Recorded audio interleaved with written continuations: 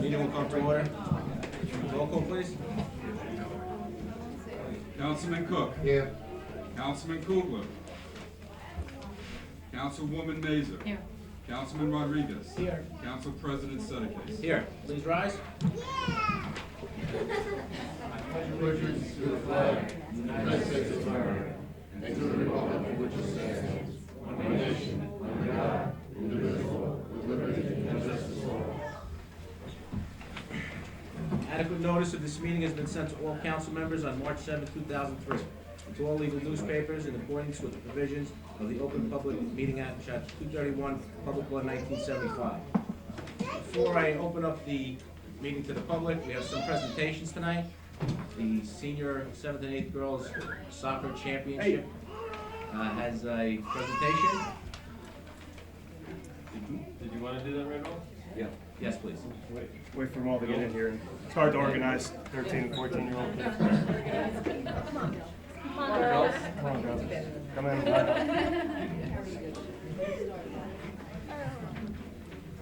Wherever there's enough room for all of them.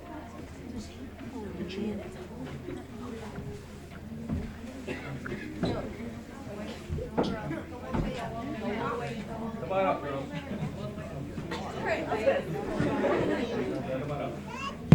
Come on up.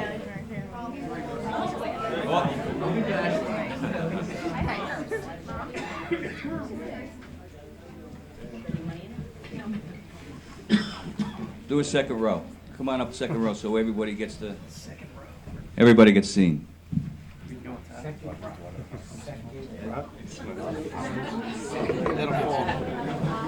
Everybody has got to get into the picture.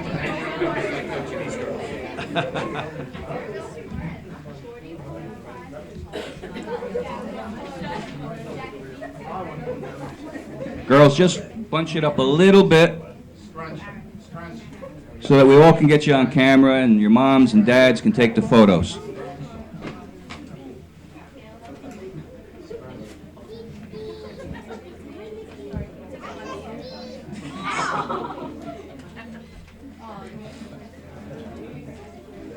Okay, Steve, would you like to... Actually, we're going to give it to Billy President. Okay, it is, I guess, with a great deal of pride and everything else that I present you with the 2002 Senior Girls Traveling Team, which won the championship for North Jersey Junior Soccer this year.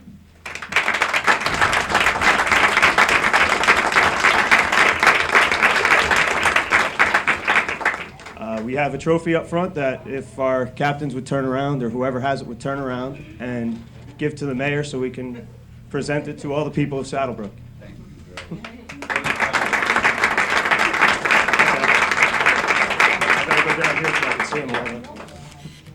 Okay, we have, starting from here in the front row, we have Cheryl Pacella, Ariana Pomo, Jamie Radicasa, Kayla Makinen, I guess that's Melissa Fontana hiding over there, Nicole Bartolotta, and back around this way is Brianna Galvin, Jillian Brannon, Lori Hickey, Brianna Vasallo, Colleen Hughes, and Celia Cirillo. And I missed Jessica Zambrano, I'm sorry. And Samantha Kilrow.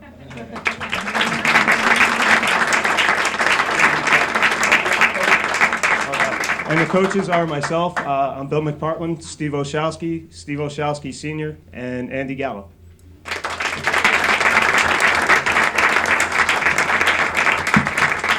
Thank you. Great job, great job. I'm very proud of all the girls and the coaches in our recreation program and want you all to know that whatever our administration can do, whatever we can do here in the township level, we're here for you. You're certainly proud of Saddle Brook, I know, and Saddle Brook is proud of you, each and every one of you. You did a great job, girls. Congratulations. Thanks, coaches.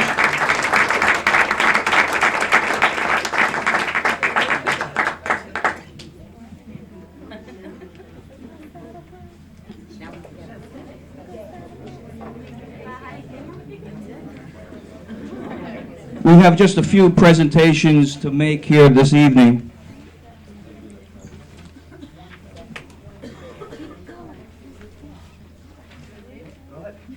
Is Kathy from the library here? Kathy Steinsmith?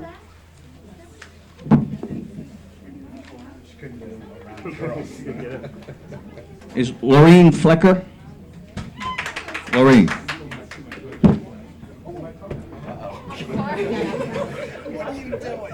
I have two proclamations that I'm going to present here this evening, and it's a proclamation that's so very important and affects so many people in not only Saddle Brook, but throughout the United States, and that's autism.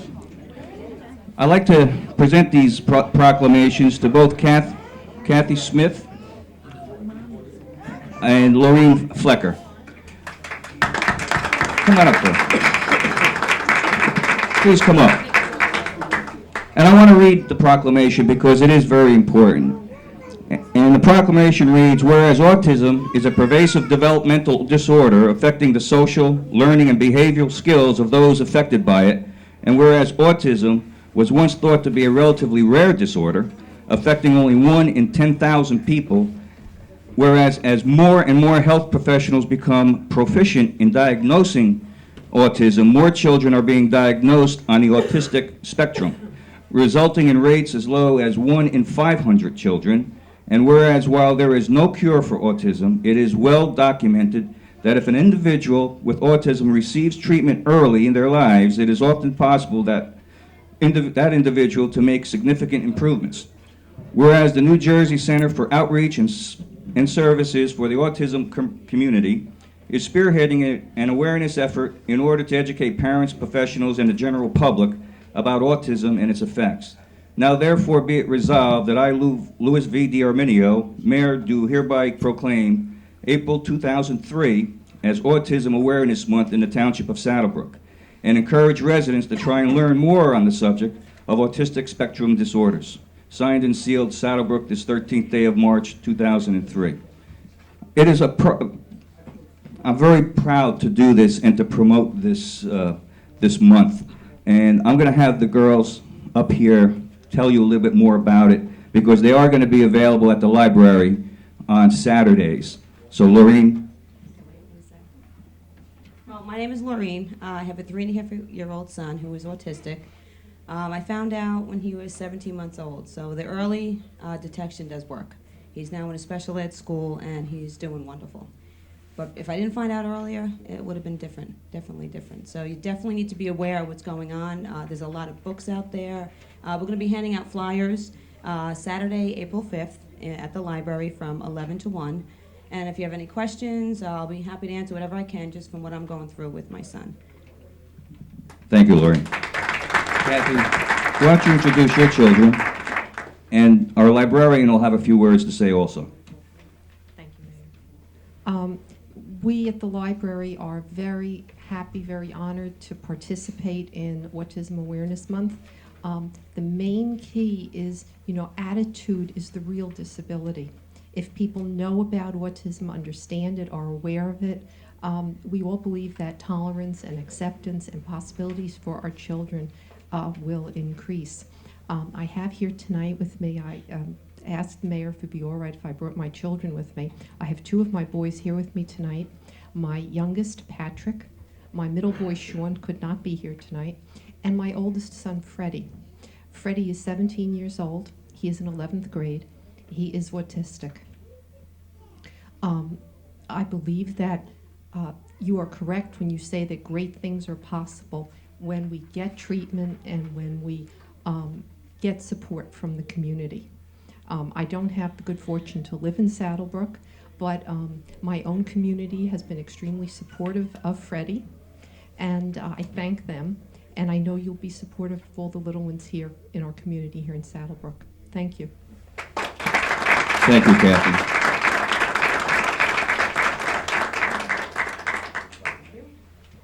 I also have a proclamation for you, Kathy, as our librarian at the Saddle Brook Library, that I proclaim April 6th to the 12th of 2003 as National Library Week in the Township of Saddle Brook, and encourage residents to take advantage of the resources available at our library. And thank you for a job well done.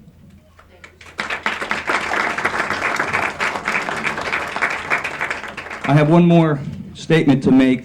As you recently may have read in the newspapers or saw on TV, we've had a series of scams a few weeks ago that affected some residents in our town, and we are now going to institute, with the passing of the bills tonight, a program that we are now going to have photo identification cards for all our employees. We really haven't had that.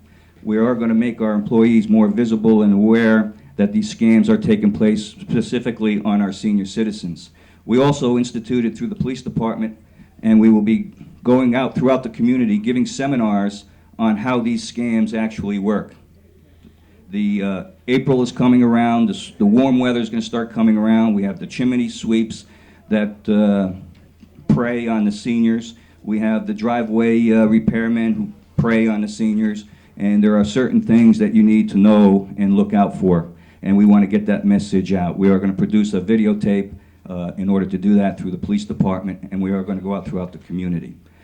I'm also proud of the Saddle Brook Police Department in the work that they did most recently with the Amber Alert and the abduction of a 2-year-old here in Saddle Brook.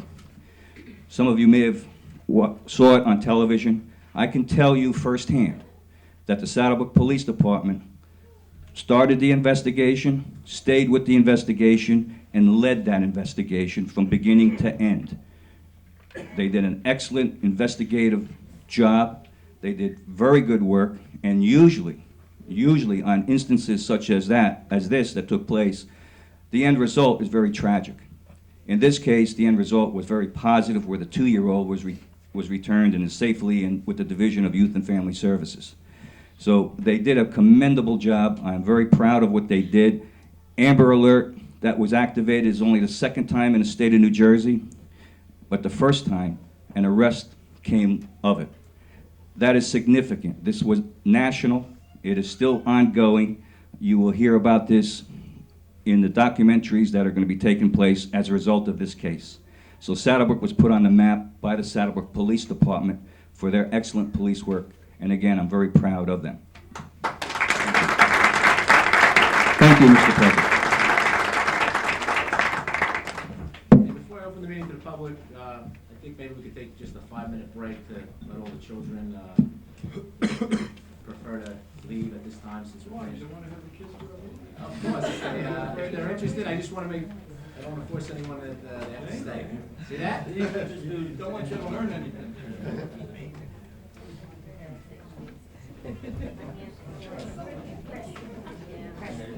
How are you?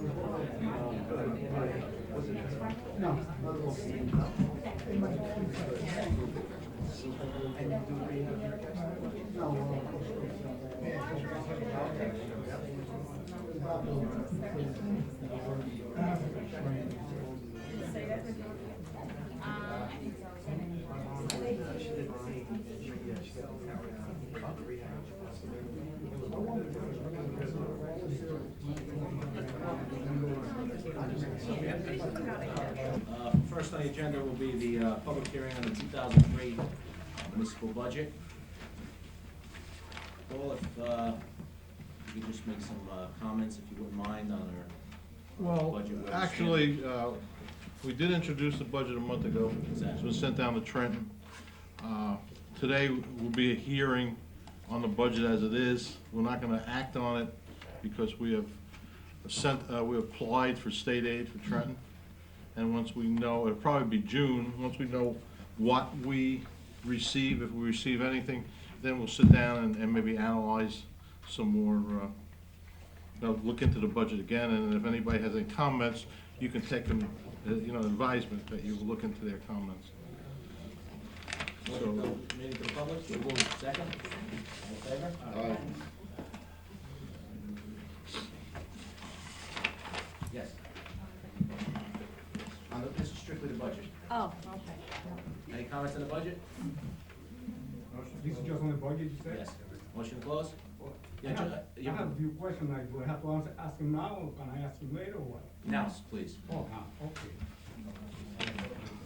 Yes, I beg your pardon? The budget. I heard that.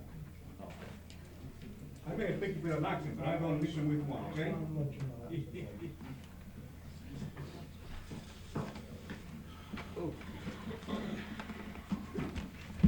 Okay, thank you.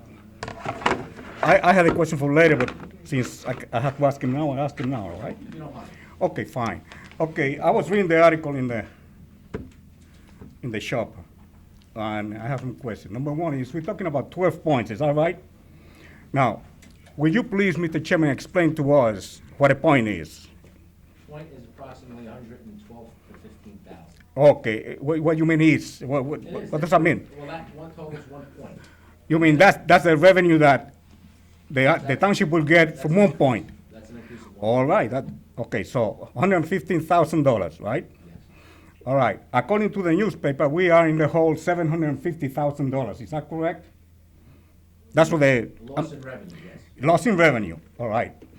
Now, if you have 12 points, and you multiply that by $115,000, that comes to $1,380,000, all right? That's more than the $750,000 by $630,000. So why the difference? If we are looking to plug a hole of $750,000, why do we need $1,380,000? That's a question that I'm just asking. Somebody may be able to explain that to me.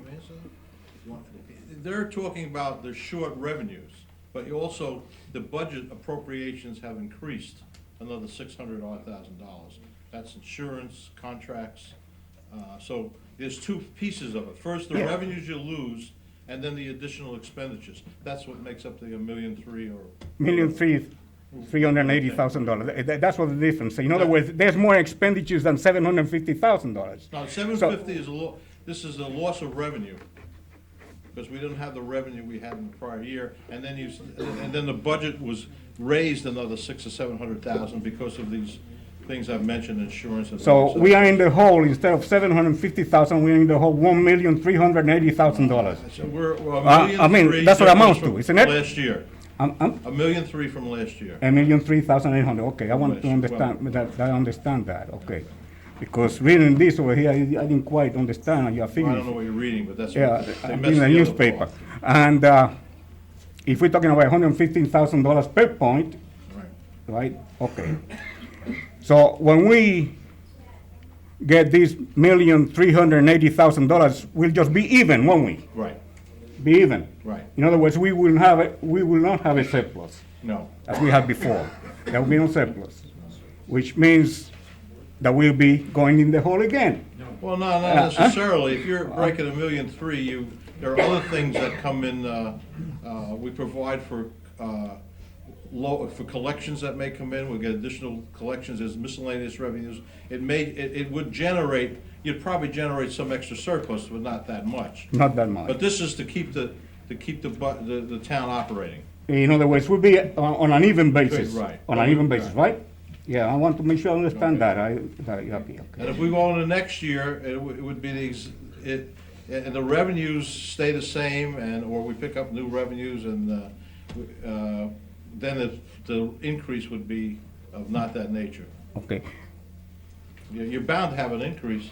Yeah, because somebody mentioned that we are expecting the state to bail us out. Well, we applied for. I'm sorry, who am I who's talking? Every year. Oh, okay, don't. Huh? Oh, I thought you were talking to me. Huh? Oh, no, someone's talking and I didn't know who was. No, each year we apply for discretionary aid. Okay. And we're always hopeful Well- that each year that we can get something to Well, offset the budget. I have news for you. I- The state of New Jersey is facing a deficit of $5,000 million. $5,000 million. That's what you call normally $1 billion. People don't know what $1 billion is. That's $5,000 million. We are going to be in the hole. So if you're expecting money from the state, you can forget it. I'm sure that you're not going to get a penny from them because they don't have it to start Well, with. they have set aside, Yeah. I Yeah, think $23 million to divide up among some of the towns. yeah. So if we get anything, it'll be a piece of it. Yeah, it will be very little if at all. Okay, you answered my question. Thank you. I didn't want to interrupt any more than that. Okay. Anyone else? Motion to close? So moved. On the budget? On the budget. Second? So moved. All in favor? Aye. Okay, before I open the meeting to the public again for any questions, I would just ask that everyone respect each other, try to let anyone who comes to the podium have their time, and anyone who comes up, ask your question, make your comments, whatever it may be. It's just that we all respect each other. It's a public meeting, everyone's here to just voice their opinion, whatever your opinion is, that's fine. That's all I ask. Motion to open the meeting. Second? All in favor? Aye. Take care, Paul. Bye-bye. Thank you, because I have a PTA meeting to go to at 8 o'clock. I have to go back to the meeting of January 9th. That was the last one I attended. And Councilman Rodriguez took back the grant that was given to the Board of Education for use to repair the field. My understanding was due to the time frame expiration on the grant and the referendum work, that was the reason why it was going to be used for the recreation appropriation for the land we just got. But later in that meeting, Councilman Kugler made a comment which I felt was very, very sarcastic and disparaging to the two Board of Education members who were here. It was not what he said, it was how he said it. The words had nothing to do with it, okay? He thanked them for their inaction on using the grant. Sort of like well, your loss is our gain. We got to take it back. And I don't think the comment was necessary or proper. Both groups are here to serve the town. To bring negative attention to those two people was wrong. To note that the grant couldn't be used because of its expiration date and the referendum would have been all that was necessary. It will be nice to see the two groups working together. They both serve the town and the children. The taking back of the grant benefits one of my children and it hurts the other one. I have a high school student who plays baseball. So now he's back in Coolidge Field and the other one gets wrecked because he's only 10. So eventually he'll see that recreation. So one of my children suffers and one of my children gets something. And I can understand why you took back the grant, because you could use it. That I understand. It was the comments. So something else was wrecked, I'll get to that later. So I tried to find the broadcast for the January 9th meeting. I tried to watch it again to see if I just felt a little bit, I was just feeling that sarcasm a little bit too strongly that night. And lo and behold, it's not on. It wasn't recorded by an SBC TV member. It was recorded by somebody else you had. Now, I asked the Board of Education why it wasn't on. They gave me their answer. I'd like to hear yours, because I wanted to hear that comment again to make sure when I came up here that I wasn't overstepping something. Because I left that night, and I was very upset, because those two board members very politely stood in the back of the room, didn't say a word. Didn't come up and have a comment about it, nothing.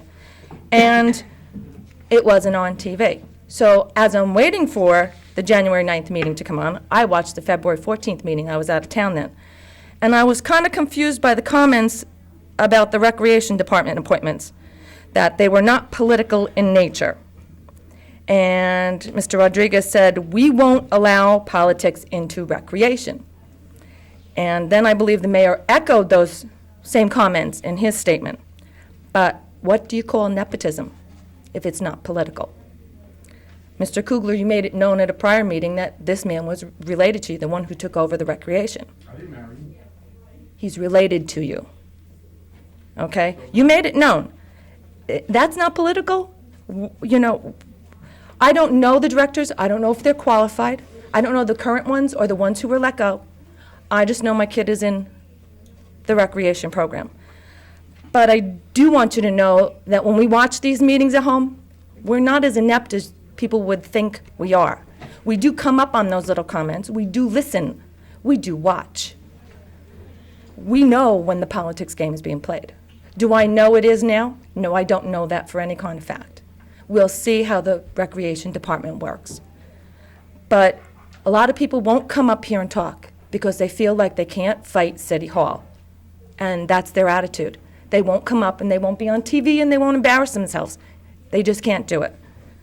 As for the treatment of that girls softball director who was replaced, even though you knew it was his last year, I think a more considerate recommendation would have been to bring in his replacement as his assistant and let that person learn the transition. And then it would have been much easier for next year instead of having people very, very upset with the program. Do I know that director? No, I don't even have a girl in the softball. I just watched it and I was embarrassed for them, man, sitting there and like saying, why'd you let me go? I would have 1 year, I'd helped.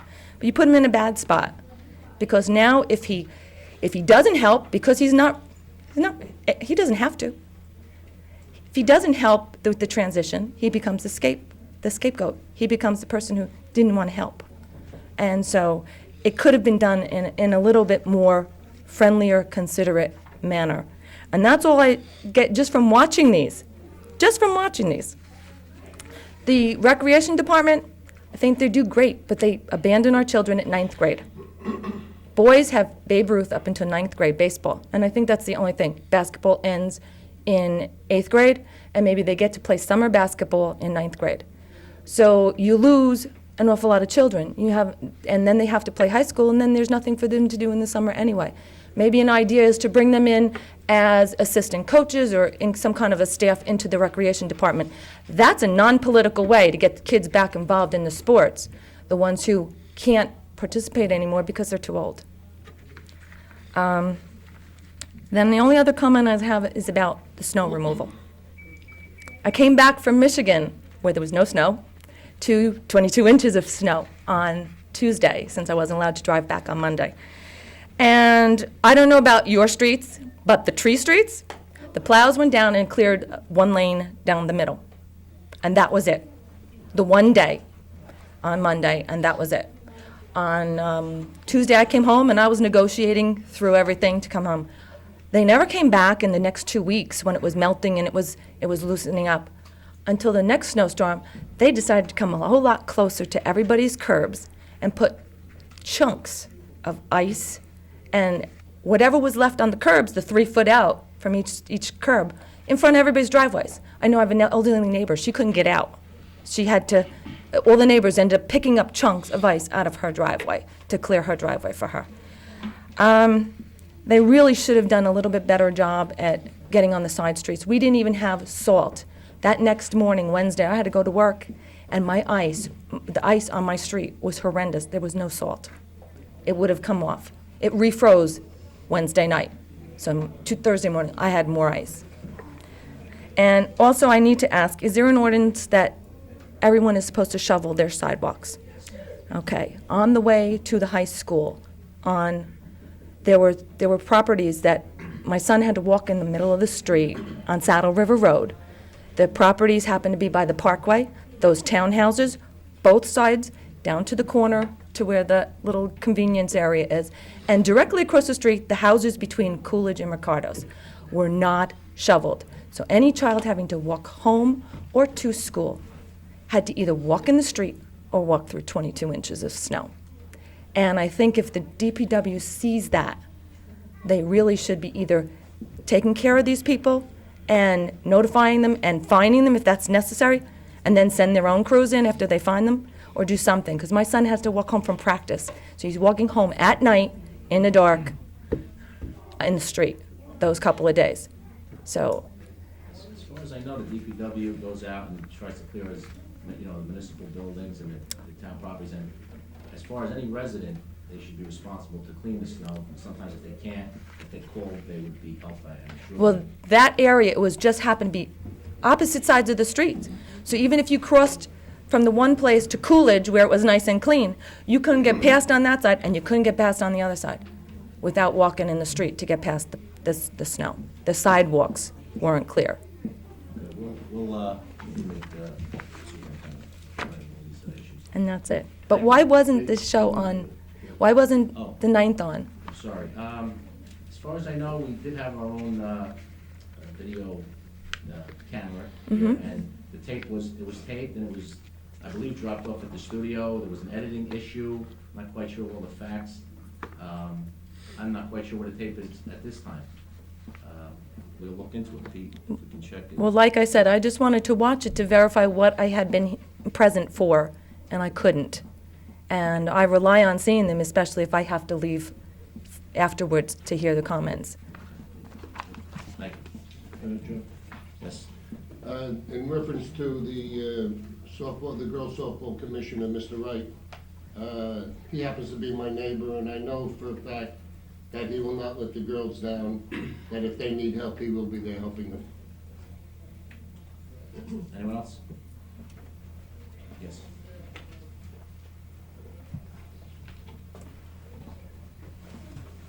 Wally Tabaka, 2 Hutter Street.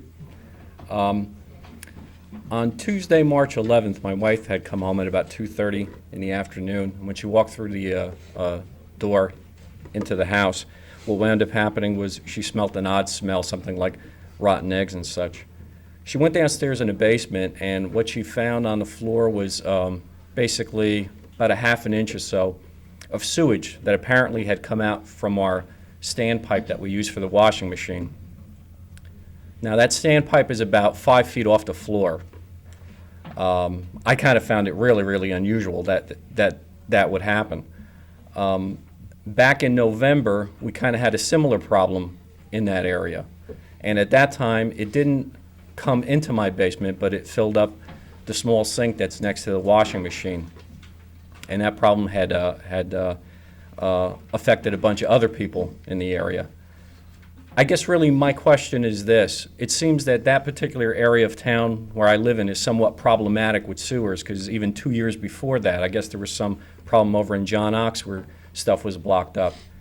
I know when I was here in November speaking about that event, one of the things that was mentioned was there might be an ordinance that you guys were trying to put together for local area restaurants in the area, so they're not maybe putting grease or whatever into the sewer drains. But also, I just wanted to find out, are there any plans at all on the books to kind of like revamp that entire area over there? Because between storm drains, that's a whole nother issue. I mean, during the summertime, all we have to do is have a regular summer shower that lasts for about 2 or 3 minutes, fairly heavy, and my backyard is like a lake.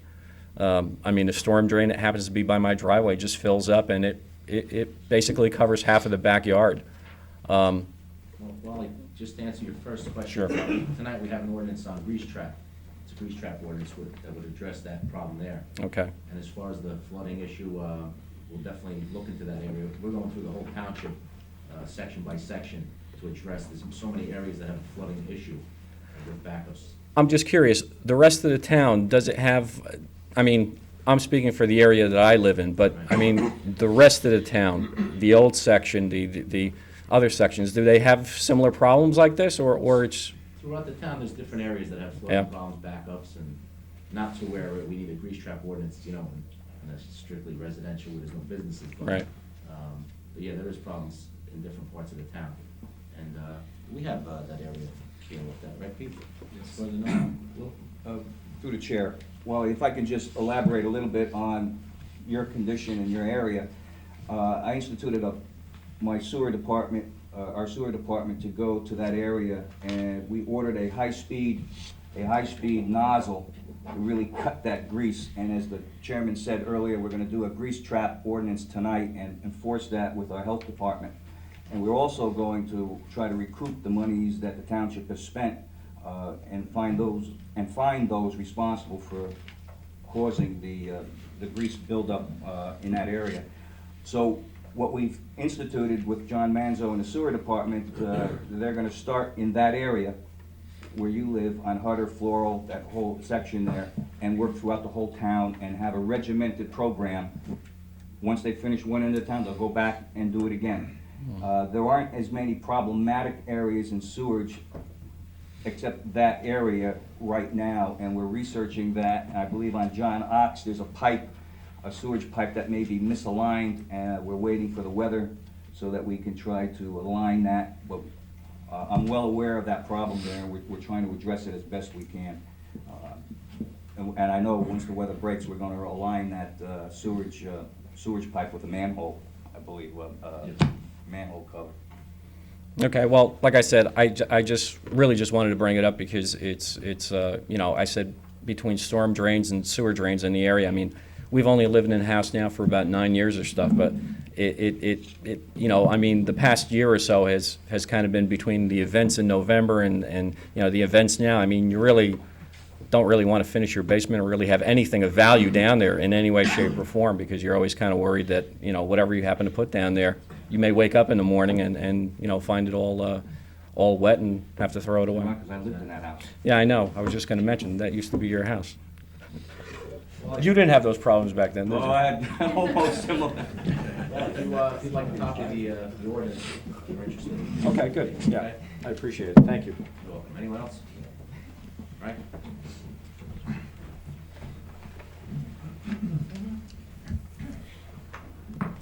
Frank Resciopi, 21 Grunauer Avenue. I just want to ask a question. I sent a letter to the mayor plus Mr. Sedekase and the council. I don't want to bring it up because it concerns retired personnel. And I was wondering if that letter was ever discussed, or I sent the same letter last year, and it was held back because of all the problems with the going on with the DPW and everything. Yes, I believe the mayor, we did discuss it at Tuesday's work session, and the mayor said he was going to be meeting with you. Yeah, I'm meeting with him Tuesday. I just wanted to know if it was Yes, discussed it was with the definitely council. Discussed Tuesday. Okay, thank you. Anyone else?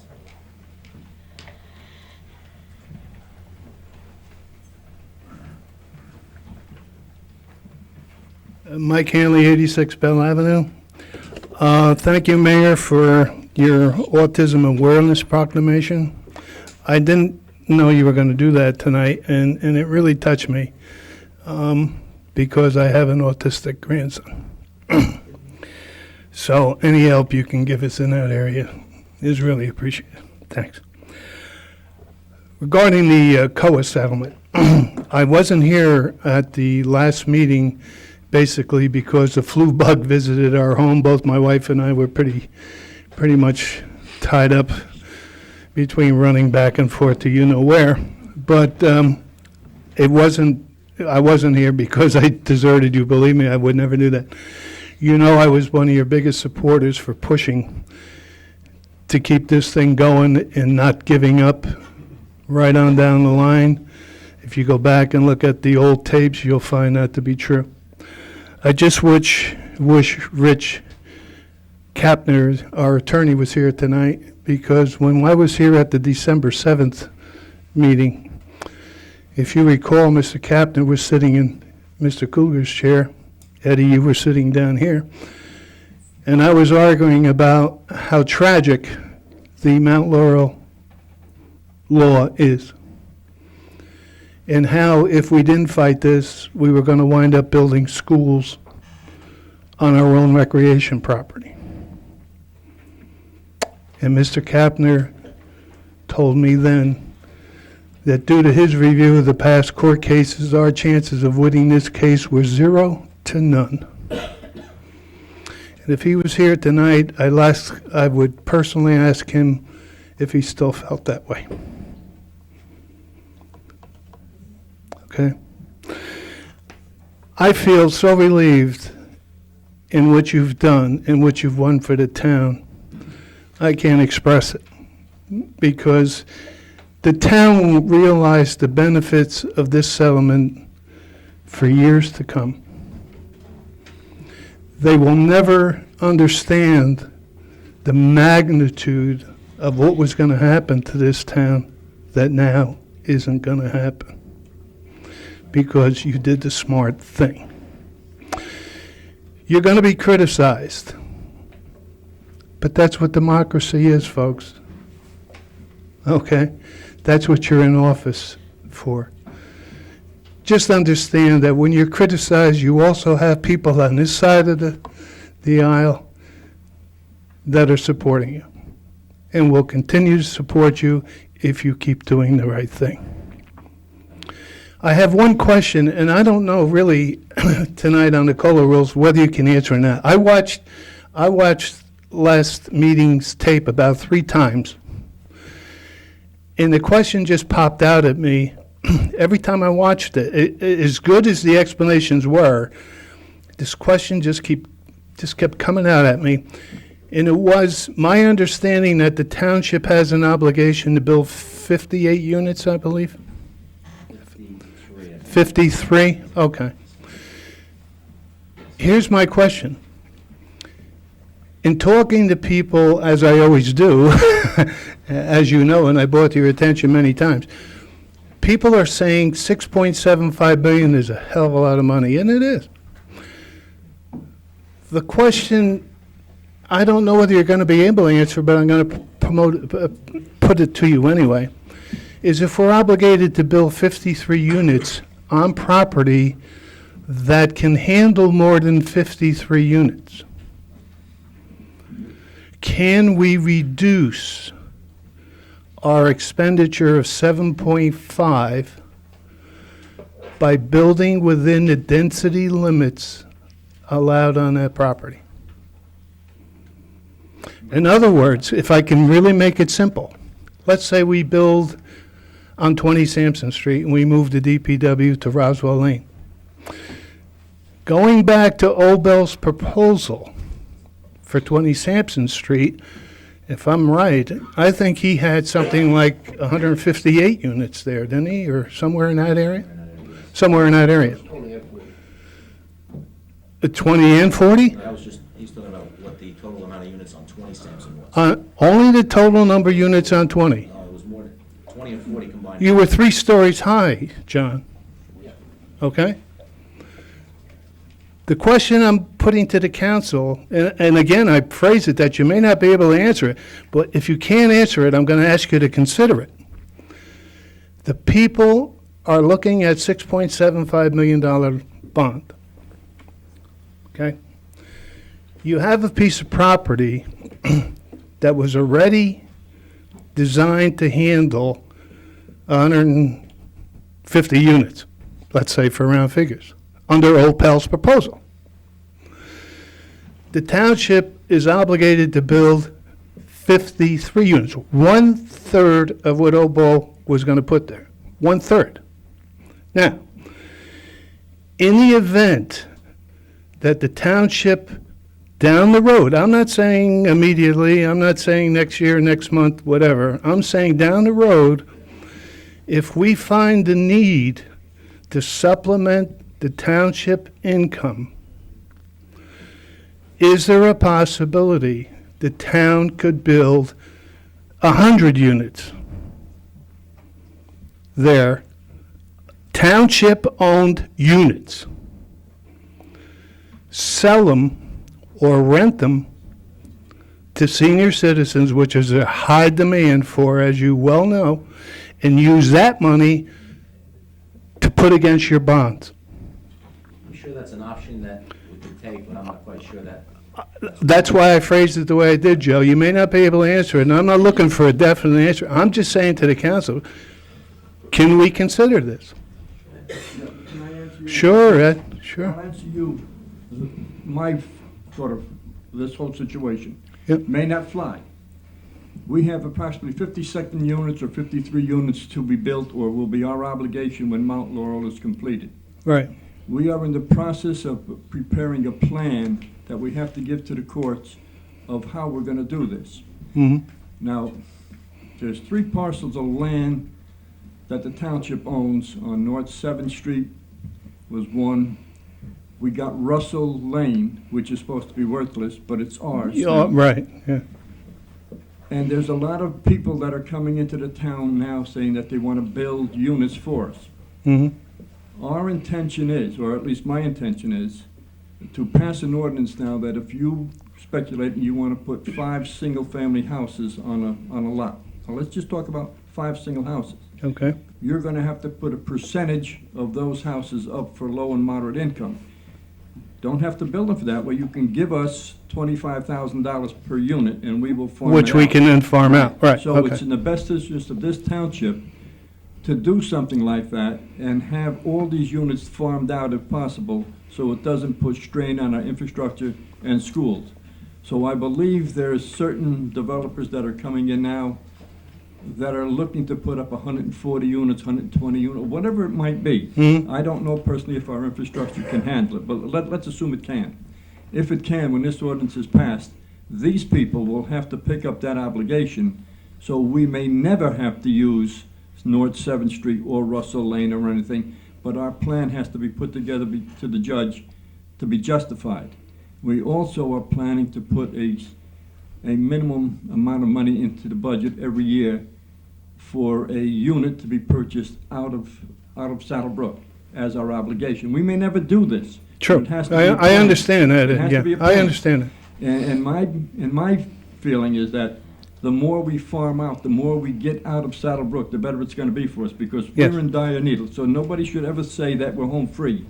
Our infrastructure is near capacity or over capacity.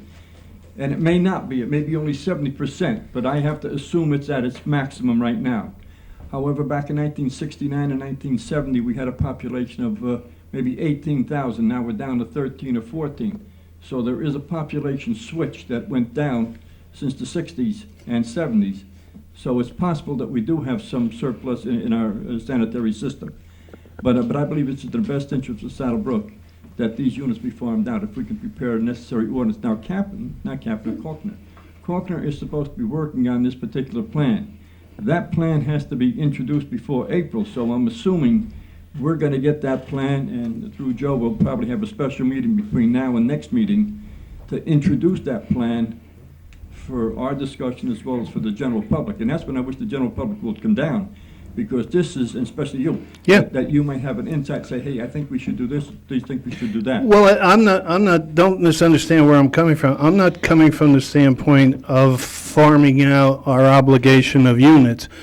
I'm coming from the standpoint of the people I'm talking to that are looking down the road at their tax bills, okay, and saying, 6.75 spread out plus the 17.5 for the improvement in schools and what have you.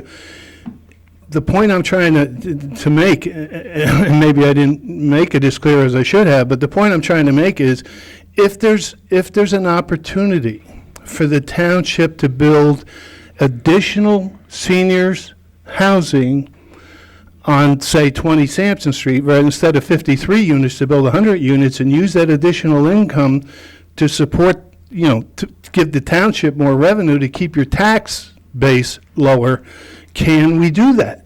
Or can we roll that into the overall finalization of the COA rules to do this? You can do that, yes. The unfortunate part of that is, goes to Garfield. You have to institute a housing authority. Once you do this here, where do you get the funds to build this building? Now, it's fine to get it. Now, HUD will contribute, possibly. Even if they would contribute 50%, that's 50% from us. By the time we would get this rolling, I'm better off, and we were talking about this, getting an outside nonprofit organization to come in here and build a unit, give it to them. Give it to them. And they will build a unit to take the obligation, everything, and it's out of our hands. We would have to have someone collect the rent. We would Right. have to have maintenance people in there to take care of that building, just like Garfield. Right. It becomes a very serious problem, and my personal feeling, I don't think Saddle Brook is equipped for it at this present time. But Okay. yes, it can be done. But I think there's easier ways to do it without a strain. Oh, I'm not saying that. All I'm saying is are we looking at the possibility of maybe doing it? Would it benefit us, is what I'm saying? We discussed this, and I think that, who was our CFO? He even discussed this because he's on a county board. And I don't want to say he recommended we should or shouldn't do this, but he sits on a board where other towns like Fairfield and so forth develop these housing authorities. Okay. And it might be in the best interest not to do it, but it is a consideration that. That's basically the answer I'm looking for. Okay, thank you. Mr. Stanley, just Yeah. acknowledge, Monday night, we're gonna have a special meeting, and you're more than welcome to attend. It's with the planner. We're gonna discuss some of these issues that you're bringing up tonight. Okay. That one's important, that's people out there. Good. That's where we're Okay. gonna really get into. what That's our great. options I'm are. glad to hear that, Joe. Thank you. Okay. Just wondered, and I'm going to be, I got to get off here because I'm taking up a lot of time. Prescription drug program. I've been watching this in the other municipalities around Bergen County. Fair Lawn, Lodi, Garfield, okay, have instituted, in case the folks here don't know, they've instituted a drug program through their insurance consultant where seniors, veterans, people with disabled children, so on, can apply through the municipality for a prescription drug discount card that costs you roughly $20 a year, $40 for 3 years, and through the municipality coordinating through their insurance provider, who then coordinates through participating drugstores, pharmacies. You can get anywhere from a 10 to 50% discount on your drugs. Okay? I'm looking into this. Now, I've also found in contacting the county that the county's working along these same lines with a program not matching, as far as I could find out anyway, the Fair Lawn, Garfield, Lodi drug program. But I'm wondering, is anyone in this council looking into this to see if we should follow suit? Yeah, Mr. Hanley, if I can just Sure. elaborate on that. Okay. You'll see tonight that I did meet with a insurance consultant this week that we are at no cost, and we hired him at no cost to the township just for that purpose. Oh, Not only good. for that purpose, but to reduce our insurance overall. Overall? So they shopped the best prices for the insurances and without reducing the insurance and give us the best deal. That program, I'm familiar with it. We are in the process of looking at that also, so we're going, as soon as we pass this tonight, I don't mean to interrupt, but is this the county program or the outside program? we're looking both at the county, and it might be cheaper for us if we went in with the county as opposed to the municipalities, because right now there's only 3 municipalities that are doing Right. it. It is a reduction in the prescription fees, and what we're trying to do is, if we can, a couple of different ways, do it, not only with the seniors and the veterans, and the only thing it affects is the government workers are not part of this, township employees, that type of thing. So once we get this passed tonight, we put this person on board, we are going to be looking at that to see if it's beneficial to the Oh, town. great. And if we Okay. can join in with them, the other municipalities, we're doing that. Oh, that's great. I'm happy to hear that. Okay. Thanks very much for your time. Thank you. Anyone else? Yes.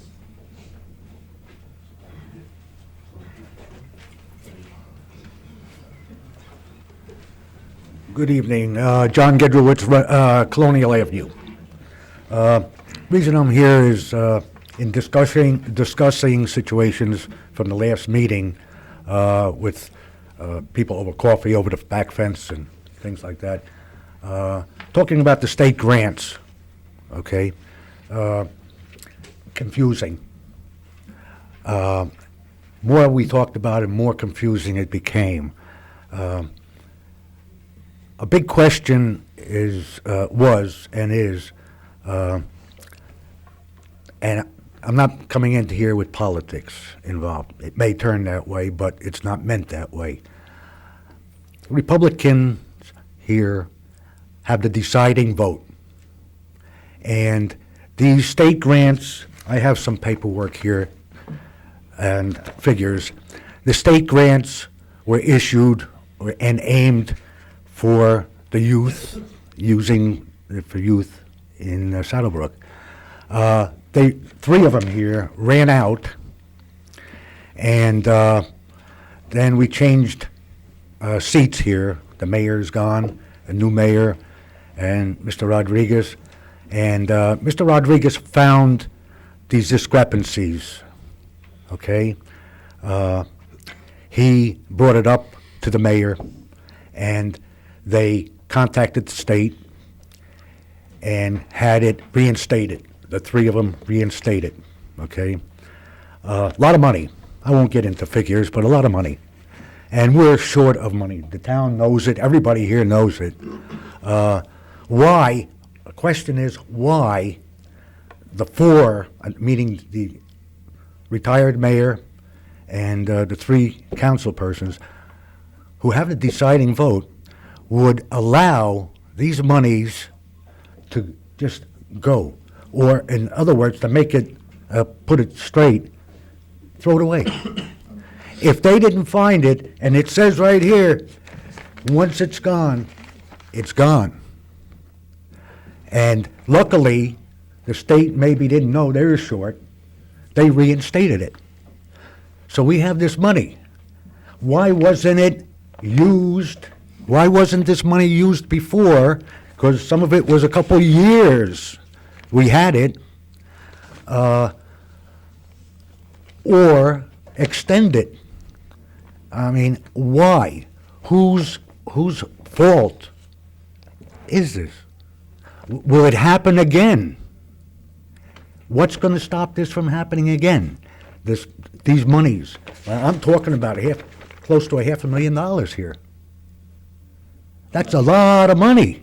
Right, I'm not sure, I'm not gonna point fingers, that's not my personality to say, this one did it, that one did it. But I can tell you this, R's and D's, I don't see being the issue here. We're all here together, and we work month to month, and we address the issues, but as far as whose fault, I'm not gonna. Well, Let me answer that. I don't think it's anybody's fault. I think it's an omission that no one knew. And please, and I'm not pushing the blame on these R's or anything, because like you said, we're all for the same thing. Our problem came in that when we get these grants, I'm talking for myself, I do not know that there is a tail on it that says it ends December 1st. I don't know when it ends. We got the grant and everybody claps that, yes, we got 300,000, 500,000, and that was it. I think the intentions were very honorable, that we're going to put a civic center up someday, so let's put this money and save it for this particular reason. And that young lady that left said I was rude to the Board of Education when I said that grant, I'm glad they didn't use it because now we can.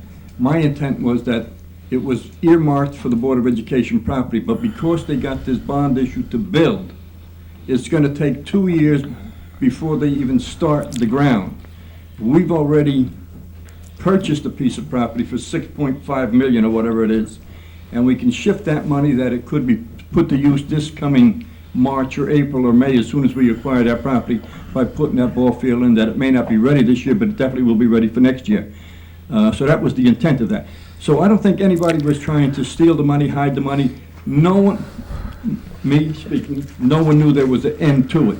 But I do know that we have a grant for $375,000 for the police department that's been sitting there for 4 or 5 years, and now for the first time we're actually trying to move on it, that we're knocking down Gleason's immediately before we lose that grant. Because we may never lose it, let's not kid ourselves, but it's not giving you forever. When you get a grant, that money is not to be put in a bank for interest drawing to make money on a grant that's supposed to be used. So I think at the last meeting or the meeting before, we passed a resolution ordinance that every time we get a grant now, we must get at least every 3 months some type of a letter from the CFO that you have a grant, it's going to expire next month, 2 months from now. Do something. So no one, I don't think anybody's at fault. It's just neglect by all of us as a whole. No one should feel that it was slighted. It's just that we did lose it, we did get it back, case is closed, it's over. Anybody that's pro or con on either side is wrong.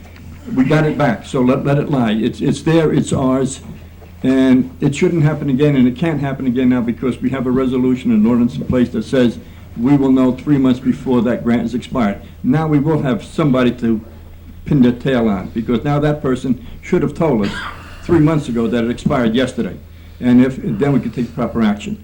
But I do believe that when we get these grants, we should use them immediately. As soon as we get them, put it to use. When we apply for a grant, we should have a plan, not just say we want a grant. And with that plan, put it together. Now we have a piece of property, so every grant that we get, and John Cook just put in the paper that he's got a grant for $250,000 for a police station that we haven't even started yet, but that's great. We already got 375 on one side, now we have 250. That's $500,000 that we've got for that police station. Let's use it. Now I understand that we're going to knock down that building within the next 2 or 3 weeks. Let's start putting it up. Let's start putting a sign up on that location that it's a future home with Saddle Brook Police Department, and move on that. And then we have a task force down in the county that we want to put up a building. Here's our plan. We need $500,000 more. They may not give you $500,000, they may give you $50,000. we still got to put it up. But let's move on. So please, not to say one or the other, it's an omission. Possibly everybody like to see $1 million instead of $300,000 of the grant and let it grow. But it can't happen again, and it shouldn't happen again in Saddle Brook. All right, appreciate it. Mr. Cabrera. Like lady go there, I never get to that.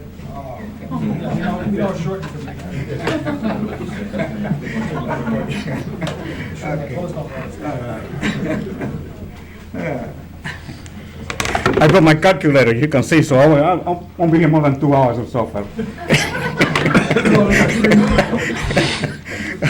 Okay. Now, I'm Vic Cabrera, 590 Hickory Avenue. Once in a while, once in a very, very long while, if you ignore a problem, the problem will go away. But in real life, in the real world, when you ignore a problem, that problem will come back and bite you in the butt. And that bite can be pretty severe sometimes, you know.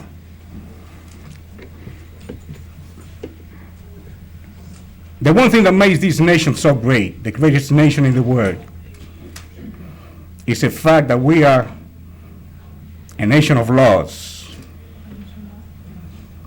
that we are a law-abiding people.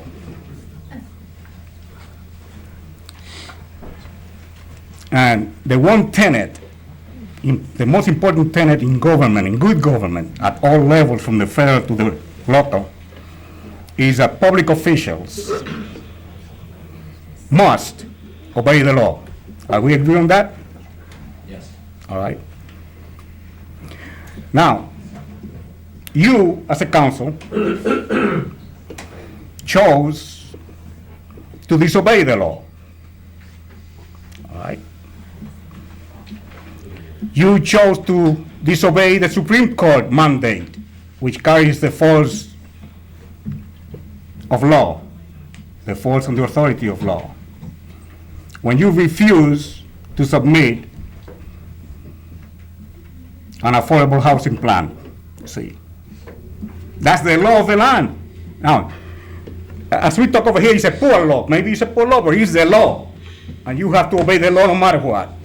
There's a lot of laws that I don't like, that I believe that are stupid, and everybody else has run into those laws. Well, we obey them nonetheless because we are a law-abiding people. That's what we are. When you chose to disobey that law, and then you hoped that the problem that you created for the people of Saddle Brook would go away, you see? But the problem didn't go away, did it? The problem came back and beat the people in Saddle Brook in the butt to the tune of $4 million. That's how much more we're paying for this settlement that we would have paid had you submitted that plan as you were supposed to do, you see? So now we're talking about this great plan that we came over and how well we did with this, right? In fact, you think this is the greatest thing since the invention of the hamburger, I guess, you know? No, this cost us about $4 million because you did not obey the law, all right? You did not obey the law. So don't try to put the blame on anybody else, on the last past administration, whatever. The blame lies with you. We are paying $4 million more than we should have paid to start with. And the problem is still coming back to bite. It's not over yet. And as they say in the Okefenokee, when you are up to your neck in alligators, it's too late to think about draining the swamp, all right? And the alligators are coming again. And they're coming fast and furious, all right? Last month, I asked a question about whether Mr. Obama had the right to build more units, remember? And the fact is that he does, right? That was determined, that he does have the right to build more units. He's got the property on Midland Avenue, where he was supposed to have built 600 units plus commercial buildings, you remember that? Well, that property is still there. And Mr. Obari is going to come back and he's going to build his 600 units there, or 400 units, whatever. Let's say that he becomes, all of a sudden, he becomes a good citizen and a good neighbor. He said, no, I'm only going to build 400 units, not 600, right? So he's going to come to the board, planning board, and he's going to come to the zoning board, and he says, gentlemen, he says, his lawyers will, we have the plans over here to build 400 units on Midland Avenue, and then the good folks at the zoning board and the good folks at the planning board going to sit back and smile and say, no, no, no, no, you cannot do that. And why not? Because our infrastructure is already working at capacity. See? That was the excuse you said that you gave why it wouldn't happen. You remember that? Yes. Well, it's going to happen. I'll tell you why. Because money. If Mr. Obama builds 400 units of Midland Avenue, and he sells them at $350,000 each, that is $126 million that he makes. $126 million, all right? Mr. Burke, can I just ask one question? What property on Midland Avenue are you talking about? Whatever he owes, I mean, I'm going by He there. doesn't own any on Midland Avenue. Oh, but Bennigan's. Oh, and that. Yes, Finnegan's, yeah, that's, yeah, exactly. All right, so now, the lawyer is going to come back again, and they're going to say, no, no, no, you cannot, because our infrastructure is operating up to capacity. And then the lawyers are going to smile from ear to ear. He says, no trouble. We'll pay for it. How much is it? How much is it going to cost? And the people are zoning board and planning board say, oh, we don't know, because we really don't even know how much it's going to cost you. Like, exactly, we don't know, right? So, if they're going to build 400 units, and they're going to make $126 million on them, all right? And let's say that it cost them $26 million. It probably won't cost them that much, but let's say $26 million to build. That means they have $100 million in their pockets. So wouldn't you be willing to spend $5 or $10 million to make a $90 million profit? Of course you would. And so will he. So will he. So believe me, when he comes back, he's going to pay for the improvement of the infrastructure, and he's going to build his units, and we're going to be back, and the alligators are coming back again. All right? Thank you. Thank you. Anyone else?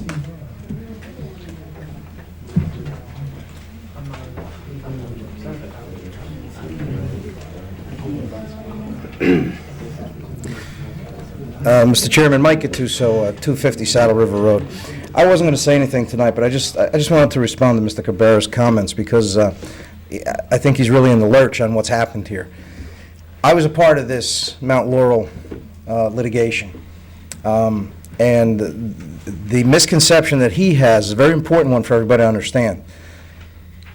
The township is paying almost $7 million for some property that it's acquiring from Mr. Robel, and it's greatly reduced the exposure of extra units that would be built by Mr. Robel, but not only by Mr. Robel. Once this settlement is resolved, Mr. Cabrera, no builder, not me, not any builder, can ever come back here and hold a gun to this town's head again. And I'll tell you why. Because the Mount Laurel settlement, the settlement that they negotiated, will put an end to the ability for any developer to come back here again and say, you have to resolve or you have to solve a low and affordable housing issue. The only way that that can happen once this is all resolved is if this board was to, this council was to decide to rezone a piece of property voluntarily and allow someone to come back in and develop. Or if someone else was to come into the zoning board or to the planning board and attempt to get a large-scale project put in here. But there's no more onus on the town. There is no more pressure. There can be no more gun to the head because of the settlement that they did resolve. This settlement is probably the best thing that could have happened to the town in the circumstances that it was in, because they saved 350 to 500 units potentially from being built here. I think that many units on top of the 250 that are going to be built now in this total agreement is extraordinary, because with that many more units and that many more people in town, seniors or not, and they are my favorite people, okay? It's too many people, it's too many units. This infrastructure couldn't handle it. So what you just, the hypothetical situation you just verbalized really can't happen again. And it's because of the fact that they are settling this case.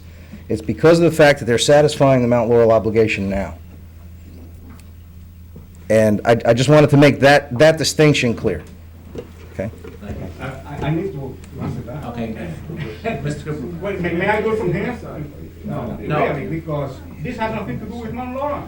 Right, I know, I think Mike was just given a, Yeah, but if I could try to clear it up. He's operating on 40 premises. If I could just try to clear it up from here. With Mount Laurel. Hold on, Mr. Cabrera. What I think Mr. Cabrera was asking was if a developer owns the property like Mr. Odell does Exactly, on Bennigan's and the place next to it, down the line, if he wants to tear it down and rebuild, that's speculation. It could always, any builder It's could only be. 16 per acre. Right, building per he acre. can't build the amount, 49. that was speculation, I mean, the numbers were, you know, they'd go before boards and they'd have to be approved. As far as the Mount Laurel obligation, what we're doing here is protecting ourselves for years to come, okay? No, I understand, but I'm not talking I know about that. Mount Laurel, you know, that's post Mount Exactly. Laurel, yeah. Anyone else?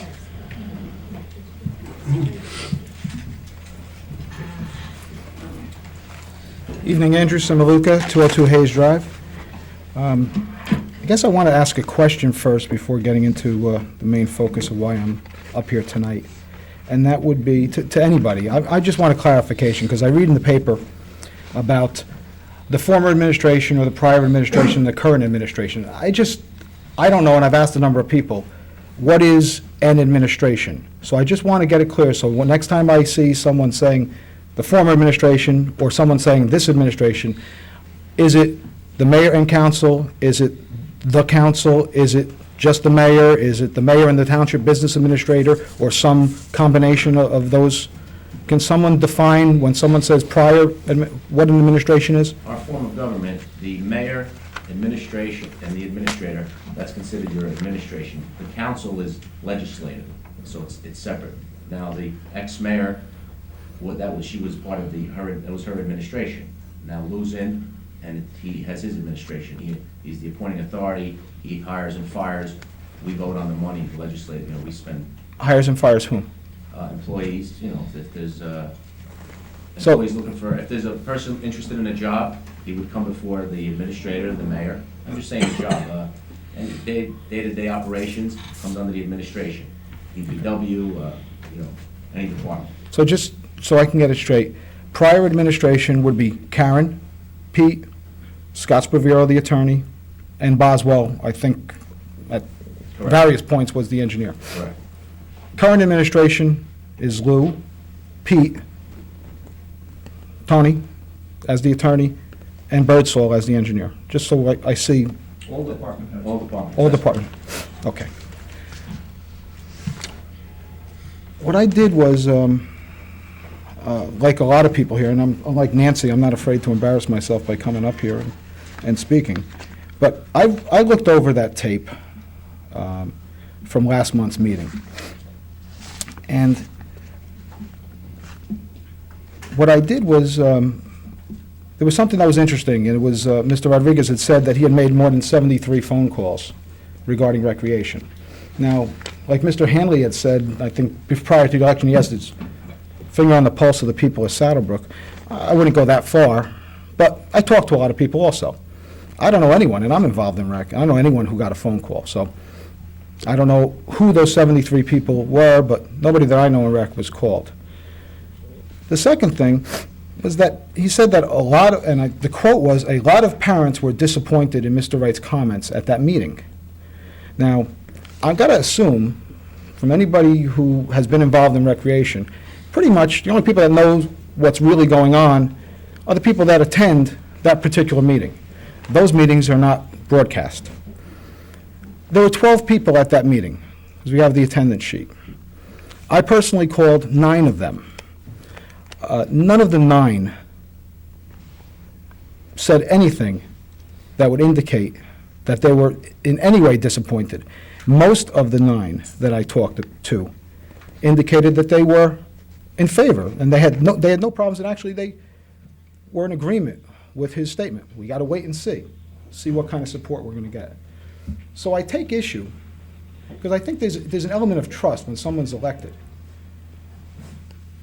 Sometimes when you get up there and you say things, there are people out there, like Mr. Rodriguez, like you did when you were out on this side of the stand, and you check up on things. I called 12 people. Actually, I called 11. The only person I didn't call was the wife of the man who wrote the letter to the editor supporting Mr. Rodriguez this week. I kind of assumed what she was gonna say. But of those other 11, 9 of them had no problem. So I don't know who these parents are, but none of these parents have, I don't know anyone who's said that they were upset. I want to talk just, I don't know how briefly, but as briefly as I can do it, about the grant. Mr. Gedgewick's another man, he happened to write a letter to the editor last week also. Mr. Rodriguez had shown something that was I won at the last meeting, and that was a letter from the state of New Jersey, which said that the grant expired December 31st, 2002. Excuse me. Otherwise, they will ask for the money back. Well, I have that letter, and that letter doesn't say that. I mean, it just doesn't say that. Mr. Rodriguez had said that he dug into it, and on January 8th, he sent a letter to the state of New Jersey to make an extension, which was 100% correct. He did do that. However, on January 6th, 2 days before that, Mr. Ladico, on behalf of the township, sent a letter, the same letter, saying, please extend the grant for 1 year. Mr. Rodriguez, 2 days later, sent his letter and asked for a 9-month extension. Well, eventually we got a 6-month extension, but, you know, to say he got it. There's a letter from Mr. Ladico, and if anyone wants to look at this, it's here. It's January 6th. He also stated that on January 8th, and I think the quote was, reply me back, thanking me for the letter and telling me that they are giving me the extension for 6 months. That's an exact quote. Well, I have the letter that they sent, January 8th, which I think he waved around, but I don't think anyone looked at it. The letter is not to Omar Rodriguez. It is to the Honorable Louis V. Darminio. Dear Mayor Darminio, thank you for your letter. Okay, so I think, again, when you say things, there are people here who check up on these things. And I did. And what you said up there was not correct. Now, about the other grants, because I think there was a letter to the editor that talked about the additional $245,000 and how it expired and how it was discovered. Well, my understanding is that in October or November, and correct me if I'm wrong, that this council, who basically is everybody up there, Lou at that time was sitting as a councilman, except Mr. Rodriguez, passed an ordinance, I believe, changing that $245,000 or moving that $245,000. Am I wrong? Moving it to... There was a $170,000 grant and a $75,000 grant. I believe those grants were originally for the skateboard park. Originally, I believe it started for the skateboard park. Skateboard park, and then Boswell Engineering said it's going to cost more, so they had Karen got an additional grant money. Right. There was a few combined grants with that. And, Right. So it started... The skating rink. Right, it started off with the skating rink, and then I think the last we left off before the end of the year, we were going to move it to the high school, and now we're moving it to 40 Sampson Street. Right, but it was made to seem that this $245,000 was nowhere to be found. And I think that, didn't you guys do something in October? I mean, it was only 5 months ago that you guys passed an ordinance, changing it from one place to the other. So to say that money was lost, to say that I found it, is a crock. You guys acted on it, and you're all sitting up there. I think it was, the words were, and I quote, I recovered it. Well, where's that coming from? I just don't understand. The other thing about the special legislative grants, and that's the last thing I have to say, is about how we were going to lose it. Well, I happened to call the lady who wrote the letter. And I spoke to her assistant, Denise Riccio. As Ms. Riccio said, we've got special legislative grants that go back to '99. We're trying to get rid of them. That's why we send these letters. she says that in doing this, and I forget how long she said she's been doing it, she doesn't remember ever a special legislative grant being taken back. These are her words. She doesn't remember that happening. I'll disagree with that. Well, you didn't talk to her, I did. No, no. That's what she said. Yeah, okay, well, let's go over that. So, Rose Heck came to this town and said that you're going to receive $50,000 with 5 other towns for stream cleaning, brook, anything that leads into the Saddle River. We were advised by our engineer, not this engineer, the other one, that let's start a coalition, we'll get more money. Because the procrastination of this here thing and the starting of this here coalition, they pulled the money back from us. We lost it. Well, That was special legislation. We lost it. And it wasn't due to a time the governor just said, not used, we take it. We're putting it someplace else. So it wasn't only Saddle Brook. I think it was Lodi, Maywood. There was 5 particular towns. So that was a special legislation that was taken back. Okay, I don't know how long ago that was, but That was just all I'm last doing year. is repeating Last year. the telephone call where she doesn't remember. And then what she Well, said you to can me check up on that, though, was, for me. I will, the special legislative grants, it's, once they write the check, it's kind of out of sight, out of mind. One thing I have to commend the full council on, and I can't believe that and the mayor, I'm sorry, I don't want to leave you out. Thank you, Andy. Okay. I don't know how there wasn't a record-keeping,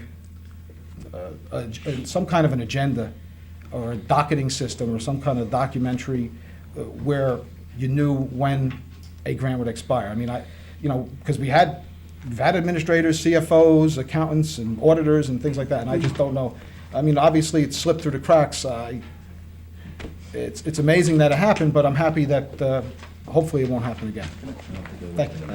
Can I just comment too? You bring up some very good points, Mrs. Simaluka, but let me just say too that these grants, I think on those letters too, it tells you quite specifically, I don't know if you omitted it or you didn't see it, December 31st, 02 is when the grant expires, and they want the final. Oh, okay. Commercial? Commercial. All right, we got the tape back? Yeah. All right. As I was saying before, you bring up some very good points.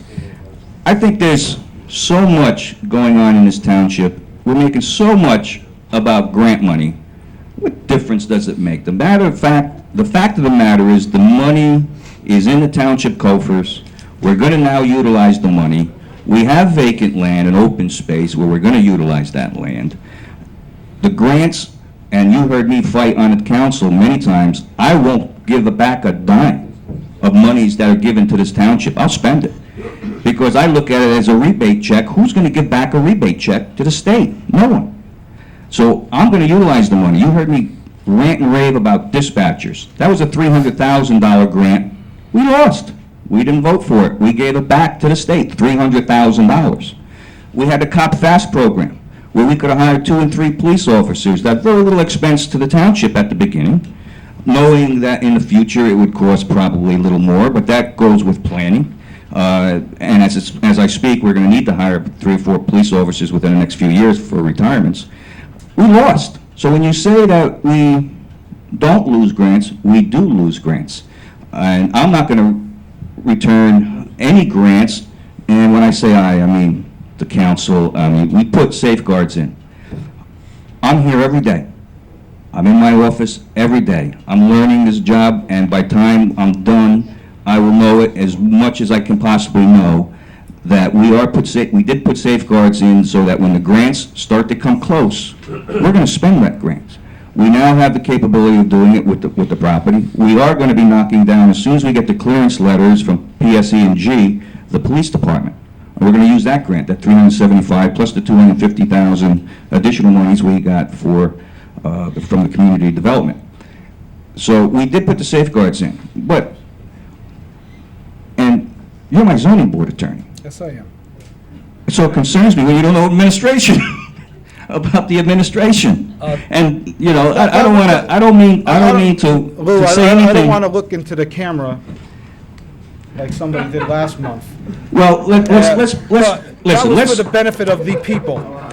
Let's do this. I mean, we can all showboat. We can all get up there. We can all get up and we can all speak. But you know, I said this at the beginning. We're 3 months into a new administration. The election is over. Some people just can't get over that. It's time to join hands, join together, join me. My door is open, and we'll work together, and believe me, we'll get a lot accomplished. Well, like I said last time, I agree with everything you said, and I appreciate you talking during the open portion of the meeting as opposed to waiting till we close it and then, having a 20-minute filibuster.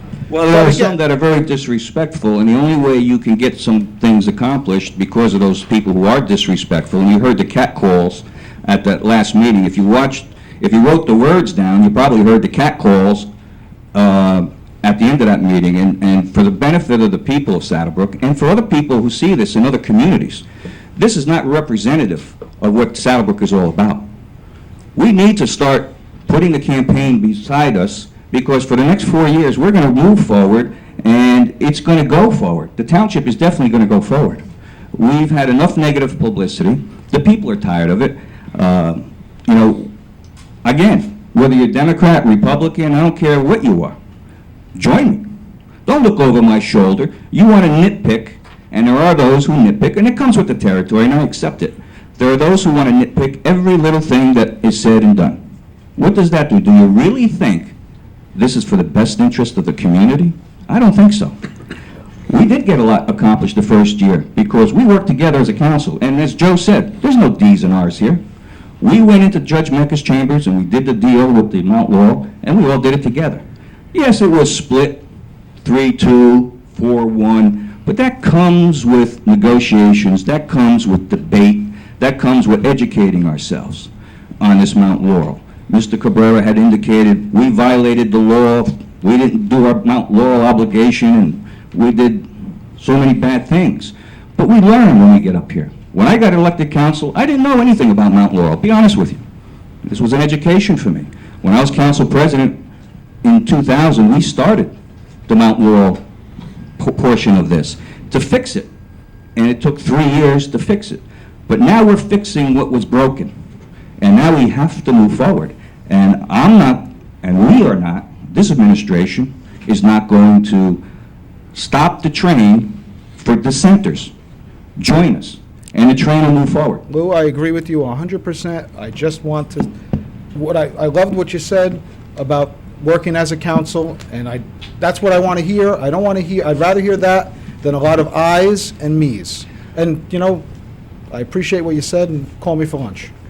You're welcome anytime. And you and I had many conversations, and I do respect what you have to say, Mr. Simaluka. It's very important that we get all aspects of the community and other points of view. That's what the democracy is all about, and I welcome that. And I do welcome your comments, and as I said in my office with you, I extend my hand. If I may, through the chair, Mr. Sumiluka, to answer your questions, or some of your comments actually. I'm glad that as an attorney, you did some research. But let's just go over and try to correct you a lot of misstatements that you have made tonight. First, the letter that Pete Lodico wrote the first time, it was done under my direction. Second point, and I'm glad that you called the state of New Jersey. When you spoke to Denise Rocchio, I guess you have to understand that me as a councilman can just initiate a contact, initiate a resolution. However, the administrator of the town is the mayor.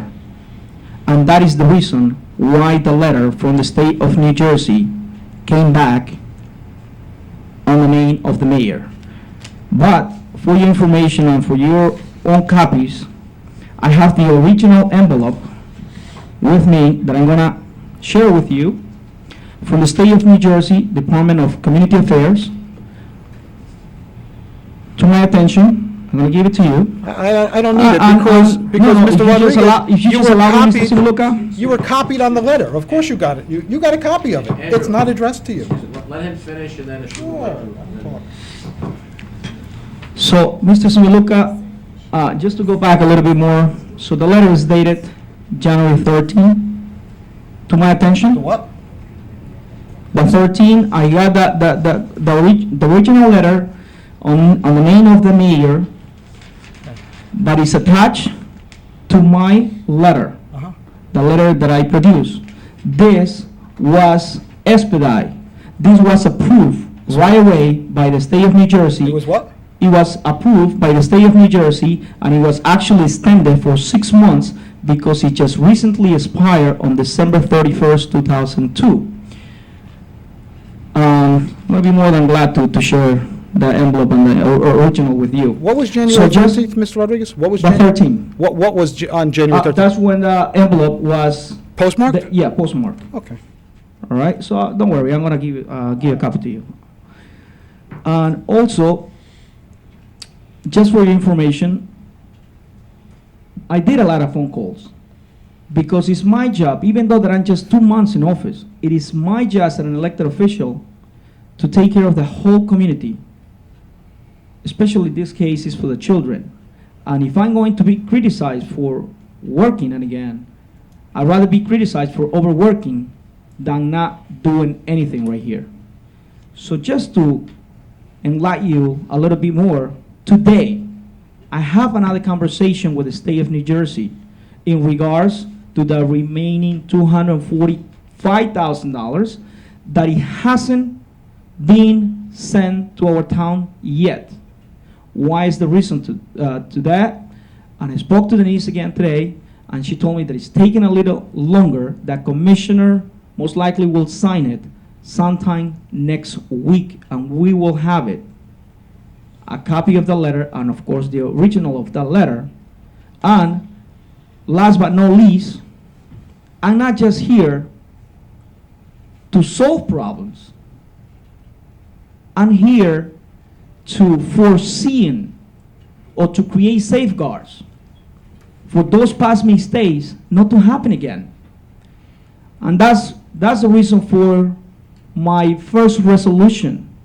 My first resolution was to introduce a measurement in which we, the council body, and you, the public, can have access to all the grants that we have available in this town or that we receive either from the state, federal, or county government.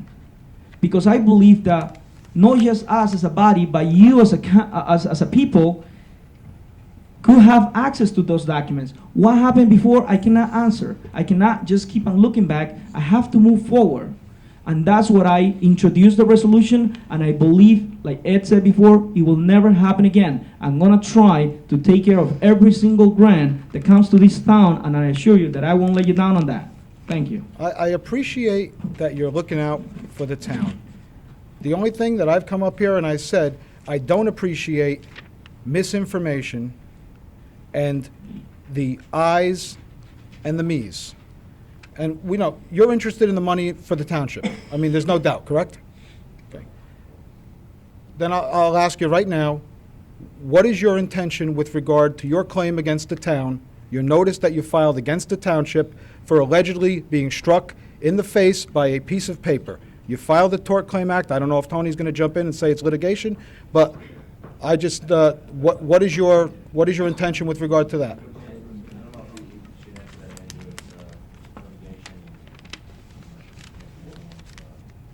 Yeah, I mean, something like that is really not for, open public discussion. Okay, well, then on behalf of the zoning board, we'd appreciate a response from the mayor and council, because there was, and it's as part of the report that's on the agenda, there was a question, and it's been asked by the members of the board. So if you could please respond at least to the zoning board then. Thank you. Anyone else? Motion. Jim Wright, 32 Leonhardt Court. Actually, I got a couple questions. I thought it was brought up here, and I'm not really that prepared on it. In the Bergen record on Monday, I don't know the exact date, it had to be after, I think the Monday following our last town meeting or the Monday after that. I had read in the record that we settled and it was for over $7 million. So could someone enlighten me on that? I thought it was 7.15 or something. 7.3. 7.3, because everyone's throwing out 6 3/4. I just want to get the accurate account on that. Jim, the bond went for 7.3, the price was 6.75. The excess was in case the township needed any incidentals, extra legal, whatever the case may be with that. That's where it came for 7.3. One other question pertaining to that, and I think I got it answered when I walked in the door. I know it's a 4-0 vote, and I guess through the chair to Mr. Kugler, you look like you were on vacation. Is that why you weren't there? Okay. Do you? No, I know that. I know that. When I do go on vacation, I particularly take it between those Right. meetings. And I'm fortunate to have a special meeting, and I think I made some statements to the council of my beliefs and what my thoughts were on that. I am not a grandstand player that because they voted, I'm going to here say I'm against anything because they voted for it. I have enough chops to say what I have to say in front of anybody that served any time. My whole entire life that I can remember, you were in politics, and I always remembered and respected you for that. Okay. One last thing about the softball commission, since it's been brought up numerous times, and hopefully this will be the last statement, and we don't have to go on with this, because there are more important things in town, and I, for one, fully understand that as much as anyone else. I was at a meeting about 2 weeks ago on a Sunday, and I happened to walk down the stairs, and Mr. John Cusack happened to be walking up the stairs in Bergenfield. We had a little conversation. Through talking to him, I'm sure he's going to do a good job. He has a lot of energy. I told him if he ever needed any help, anything, he could call me. I said I'd be glad to help. However, he did say one thing that was a little disappointing. He said he was asked on that job February 1st and told I stepped down. Otherwise, that is why he took the job. Now, this is what he says, and he said he had no problem with that. However, I will end it at that, and hopefully this is the end of it. You can, I'm sure it looks like you want to talk. Go right ahead, Lou. Oh, did you want to say something? Okay. Thank you. Thanks. Anyone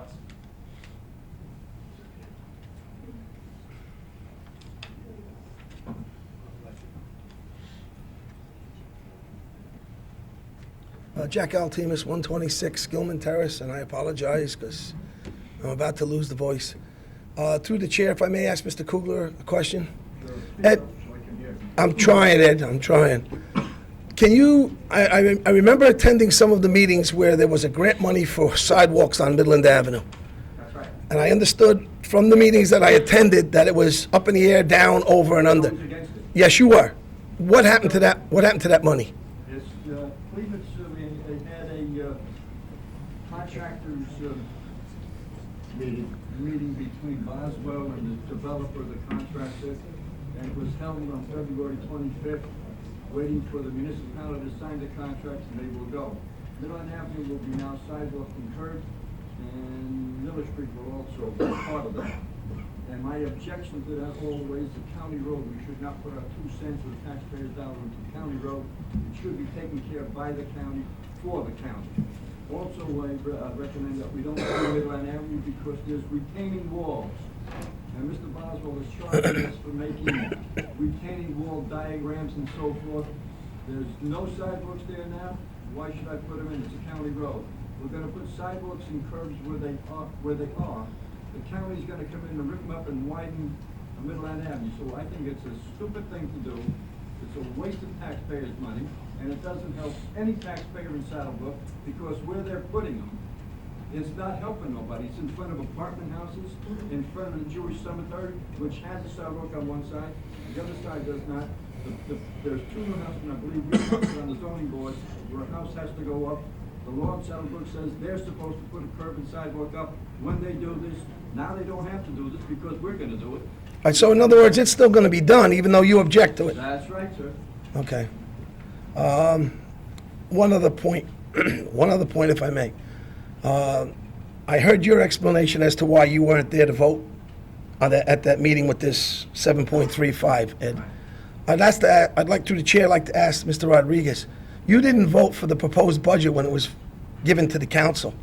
There was, I believe, a reason that you gave in the record that you didn't have enough time to look at it. Have you had enough time? And if so, if you didn't vote for it, what were your reasons why you didn't?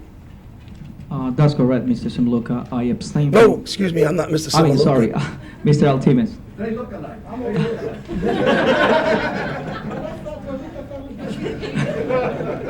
Sorry about that. The reason for my abstention, hold on.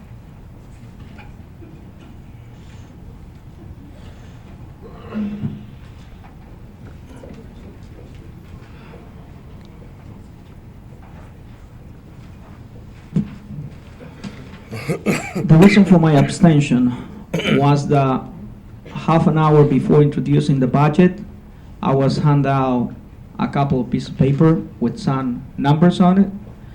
And with all fairness, I don't think that I was ready to vote on that. Now, if you ask me, or the second part of your question is, what are my comments now if I had the time to review and how do I feel about that? I can tell you that still, I don't have the paperwork that I have requested. So you still haven't voted, you're still abstaining? Well, I abstain, and there is no second I know there's no vote second yet. time around. It's gonna be, I guess, on May or June, another vote on that. Hopefully, by that time, I will get the rest of the paperwork that I need in order to basically make my decision. May I ask you what those say? Or may I get a copy of them? I don't know. I don't think so, because these are work sheets, right? Well, I've always been, every time I stand up here, I'm told I don't have enough information to make a comment.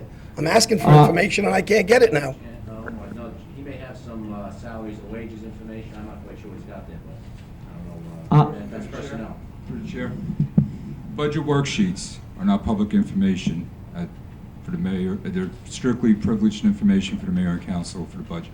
Pete, I think we should. Budget worksheets are not open to the, whoa. First reading was to get the budget underway, introduction of the budget for the public hearing. The public hearing is held today. Right. I voted for the introduction of the budget. That doesn't necessarily mean I'm going to vote for the budget. Right. I'm voting for your input and these people's input, so it makes no real difference. I'm going to answer for what ended. It makes no difference, the introduction of the budget. Finalization of the budget will be the second reading. If I still say that I can reduce this budget at that second reading, I will not vote for this budget. I understand. So it means yes or no when you vote for it. All right. So, All right, Mr. so I can't get copies of that then? So, Mr. Altimis, I'm sorry I couldn't completely satisfy the second part of your question, but definitely I'm pretty sure that I'm going to have the paperwork that I requested, and believe me that I'm going throughout the whole budget, line by line, and I believe all my colleagues are working very hard to try to come out with something good for the community, and hopefully by the second reading, all of us will be ready on that. And I'm sure you'll make the comments that are necessary to keep the public informed like you said you would do. Definitely. Okay. Take my word on that. Thank you. My last comment, if I may, please, through the chair. I would like to see the council meeting opened at the end to the public so they can have a chance to answer or respond to comments that are made after it's closed to the public. So there isn't that kind of catcalls and innuendos from the audience that say, oh, shut him up, and whatever the case may be. This way we get an opportunity to rebuttal and or discuss at the end of the meeting. If you would kindly vote to open it up back to the public, I think that would be a plus for everybody involved. Thank you, Joseph. Anyone else? Motion closed. So moved. Second? All in favor? Aye. First ordinance, 1266-03. Bond ordinance amended regarding the bond ordinance 1217-00 entitled Bond ordinance to authorize the acquisition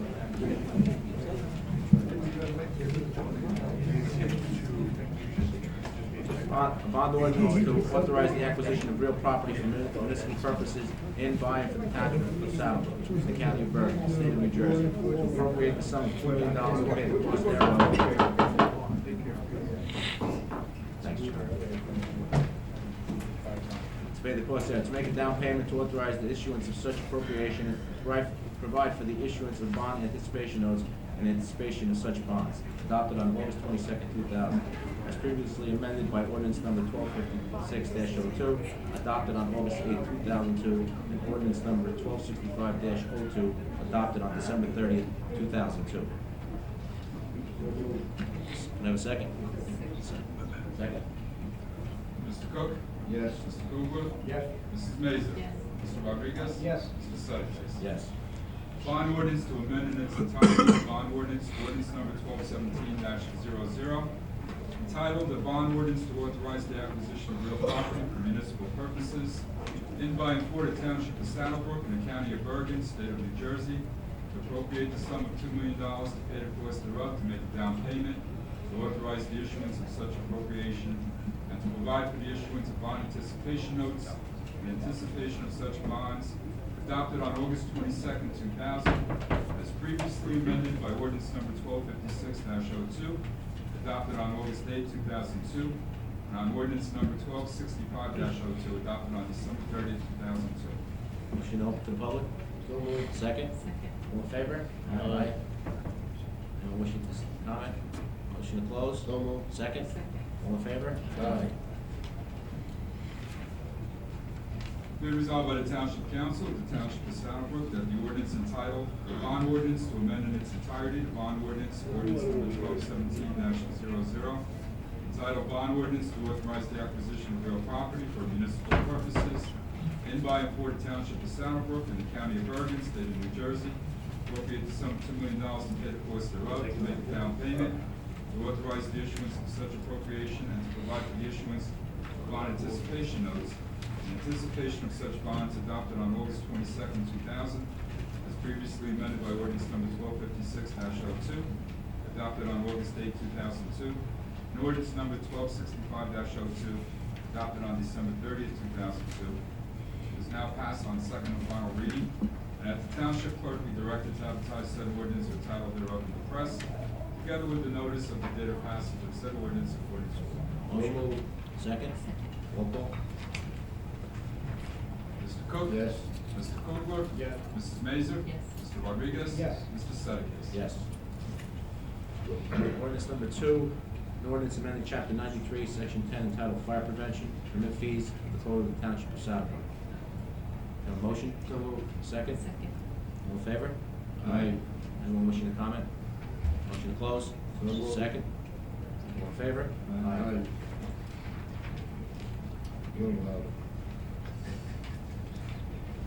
Be resolved by the Township Council of the Township of Saddle Brook that the ordinance entitled, an ordinance amending chapter 93, section 10, entitled Fire Prevention Permit Fees of the Code of the Township of Saddle Brook, is now passed on second and final reading, and that the Township Clerk be directed to advertise said ordinance or title thereof in the press, together with the notice of the date of passage of said ordinance according to law.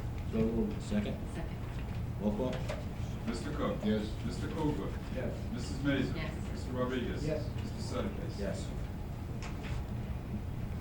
Ordinance number 3, 1268-03, an ordinance amending chapter 82, section 3, entitled Construction Codes, Uniform Fees of the Code of the Township of Saddle Brook. Motion? Second? Second. All in favor? Aye. Anyone wishing to comment? Motion to close? Second? All in favor? Aye.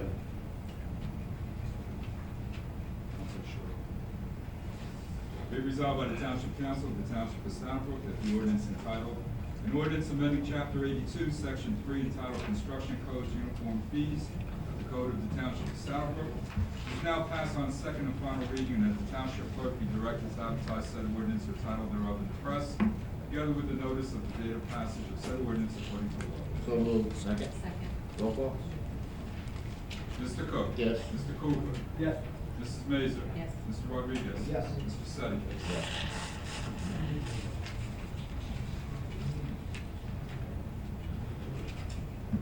Ordinance number 4, 1269-03, a cap ordinance to exceed index rate less than 5% limitation for the year 2003. Motion open to the public? So moved. Second? All in favor? Aye. Anyone wishing to comment? Motion to close? So moved. Second? All in favor? Aye.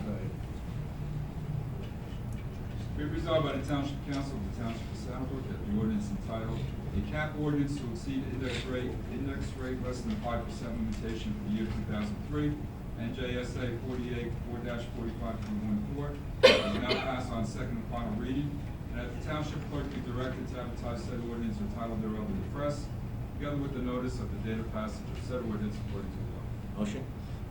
Second? Second. Roll call? Mr. Cook? Yes. Mr. Kugler? Yes. Mrs. Mazer? Yes. Mr. Rodriguez? Yes. Mr. Sedekis? Yes.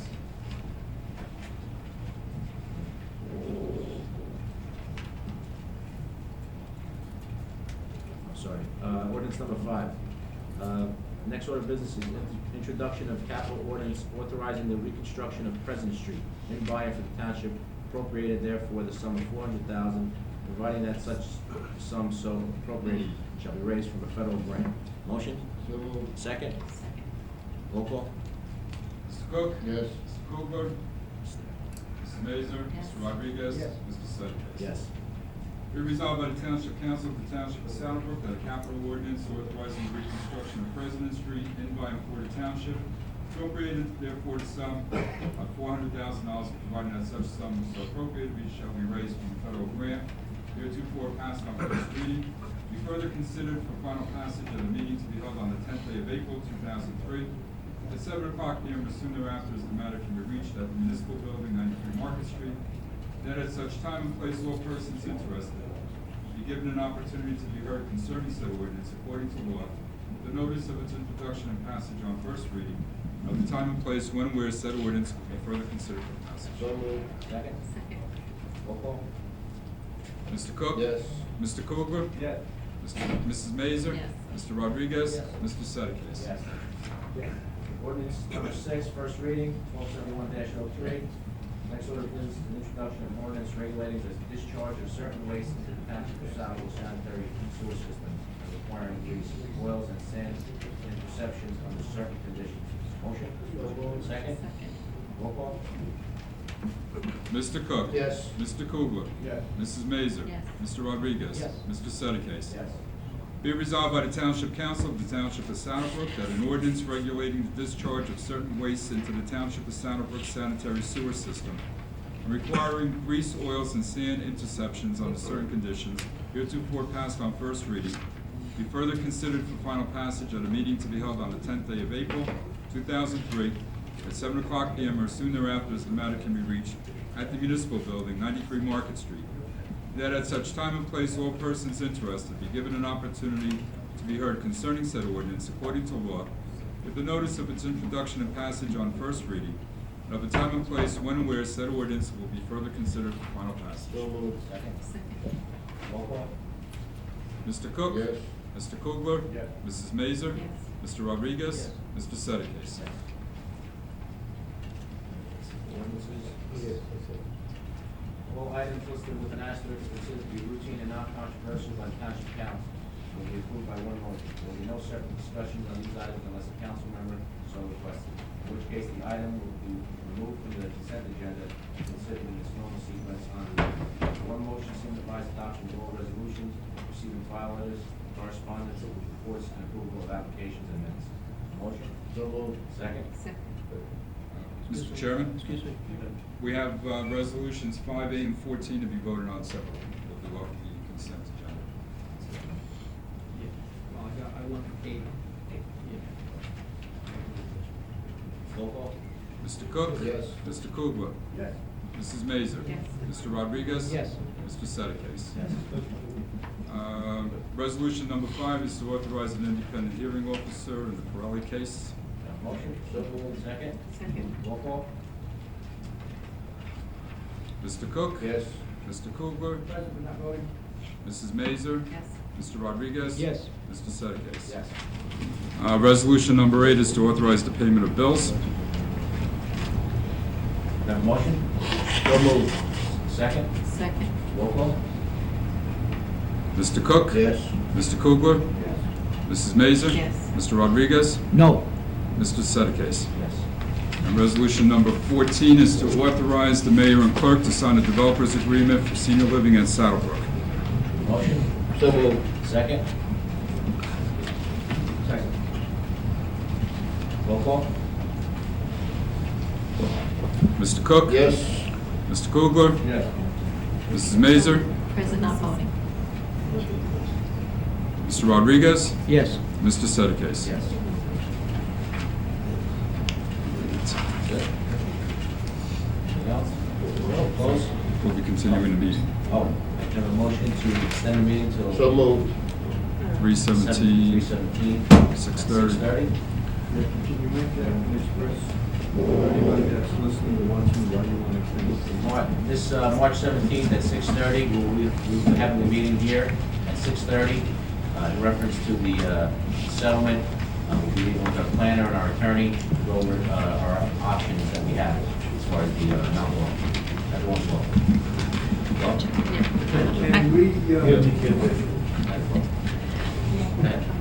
I would just like to take this opportunity to congratulate three gentlemen from Troop 213 who received the highest Medal of Honor in Scouting.